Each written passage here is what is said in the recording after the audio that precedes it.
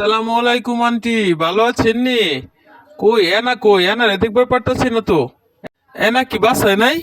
এই ছেলে, এই তুই সকাল বিকাল আমার বাসায় কি চাস বল তো দেখি। আন্টি, কিছু চাই না তো, আপনার লেগে একটু দেখা করবার আইছি। আপনার লেগা দিলটা আমার পড়ে, বুঝছেন? হ্যাঁ, কার জন্য দিল যে পুড়ে সেটা তো আমি ভালো করেই জানি। তোর আমার মেয়ের পেছনে ঘুরে কোনো লাভ নেই, তোর সাথে আমার মেয়েকে বিয়ে দিব না আমি। এই দাঁড়া, তুই কোথায় যাচ্ছিস? তুই ভেতরে যাচ্ছিস কেন? আমি এখানে, আমার সাথে কথা বল তুই। আরে আন্টি, আপনিও জানি কেমন বেরহাম। বাসায় এসে একটু বয়া চা নাস্তা খাইতে দিবেন কি? দমকের উপরে রাখেন। না বাবা, তুমি তোমার মেয়ের জামাই, তোমাকে তো আমি মুরগির রান খেতে দেবো, তাই না?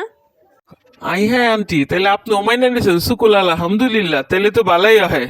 তোকে ঝাড়ু দিয়ে বাড়ি দিমু, তুই বের হবি আমার বাসা থেকে। তোর মতো বাদাইমা বিড়ালের কাছে আমি মেয়ে দেবো? দুনিয়াতে কি আর কোনো ছেলে নেই?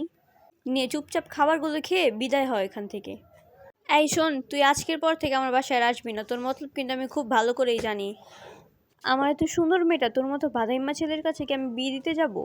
তোর কাছে মেয়ে বিয়েও দিব না আমি কোনোদিন। আর শোন, সুটকি টুটকি নিয়ে আমার বাসায় আর আসবি না, যা এখান থেকে।